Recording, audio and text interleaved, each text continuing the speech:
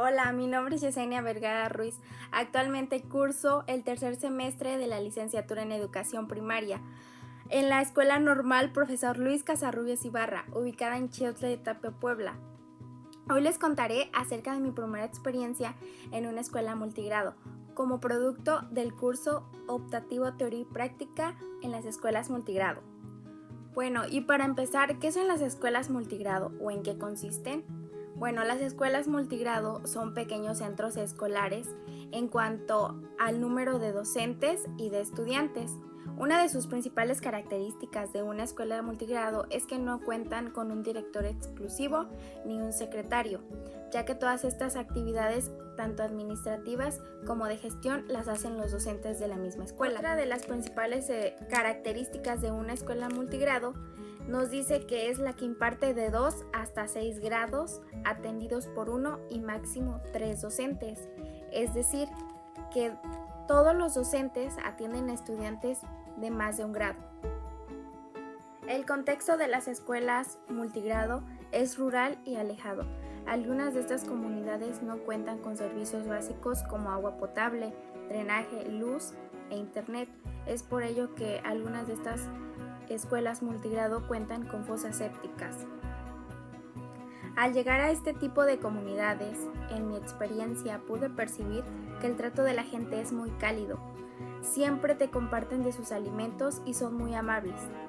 Bueno, y a continuación, las ventajas de este tipo de escuelas. Debido al entorno en el que se encuentran estas escuelas y a la escasez de la gente, podemos encontrar las siguientes ventajas. Favorecer la cooperación entre alumnos y padres de familia. Se potencia el autoaprendizaje individual en los alumnos. Existe un respeto muy arraigado del alumno hacia el maestro. Es decir, que conservan sus valores y principios. Por otro lado, también tenemos las desventajas de estas escuelas.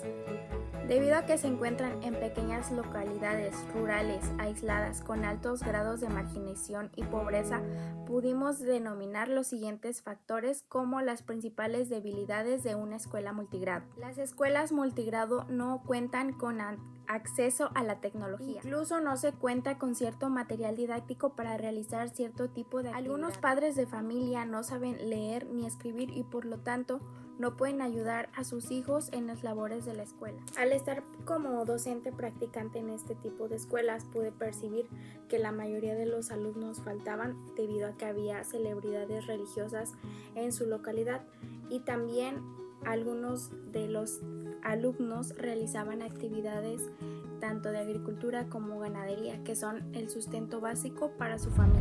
Las escuelas multigrado no son homogéneas. Las hay generales, indígenas o pertenecientes al Consejo Nacional de Fomento Educativo, CONAFE. En preescolar y en primaria las hay unitarias, que son las que se encuentran en estado más crítico. Mejoran conforme más docentes tienen, pero aún las pentadocentes, que a menudo tienen esta condición de manera temporal, se encuentran en condiciones deficientes. Desde su origen, las escuelas multigrado se conceptualizaron como provisionales, compensatorias y como una respuesta de carácter administrativo a la necesidad de ampliar la cobertura de educación básica en zonas rurales. Sin embargo, no formaron parte en su origen ni actualmente de un proyecto educativo. Son un mal necesario de los diferentes subsistemas educativos. No existe entidad administrativa alguna que regule y le dé seguimiento a su funcionamiento. Se administran y supervisan desde cada subsistema. Más bien, por el contrario, la ausencia de política pública pertinente para atender el problema público que significa ofrecer una educación de calidad en localidades rurales pequeñas, explica la pobreza de su operación y sus resultados. Así, resulta necesario repensar la educación rural en México. Requiere prácticamente de todo, pero fundamentalmente de una política educativa que reconozca su heterogeneidad y sus condiciones y exigencias particulares. Dicha política educativa debe de ser integral, pues además de prever un programa de estudio adecuado, viable y de calidad, capaz de adaptarse a las circunstancias diversas, exige un modelo de organización distinto, una adecuada formación inicial y una continua de quienes fungirán como sus docentes, y una atención pedagógica cercana y frecuente de parte de una mesoestructura también especialmente formada para atender estas escuelas. A pesar de lo anterior, los docentes multigrado, que por lo regular son más jóvenes que la media de edad de los docentes del país, y los LEC del CONAFE, muestran una gran creatividad al hacer adecuaciones curriculares y organizativas. Recurren a la enseñanza asistida con monitores, sobre todo cuando el docente no habla la lengua de sus alumnos, a la enseñanza adaptada, cambios continuos por movilidad de alumnos, número de docentes disponibles en un día determinado, cambios climáticos, y a la enseñanza focalizada para atender de manera especial a los alumnos que se rezagan. La educación rural se mantiene gracias a la entrega y creatividad de los docentes y los LEC del CONAFE, que se enfrentan sin recursos ni herramientas a enormes dificultades de carácter material, administrativo y pedagógico. En el caso de las comunidades en las que opera el CONAFE, la mayor parte de estas zonas son de alta y muy alta marginación.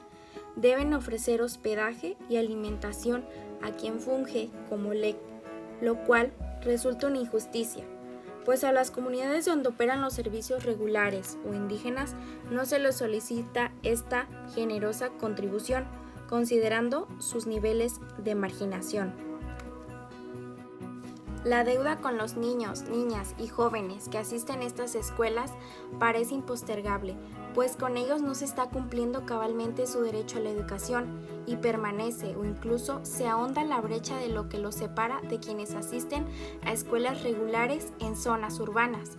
Las escuelas multigrado no van a desaparecer con el tiempo, constituyen una forma estable de atención a la demanda de comunidades rurales, indígenas y mestizas, pequeñas y dispersas. Permiten que los estudiantes crezcan en el seno familiar y comunitario, lo cual favorece su identidad y autoestima. Urge brindarles una atención con la calidad que su dignidad merece.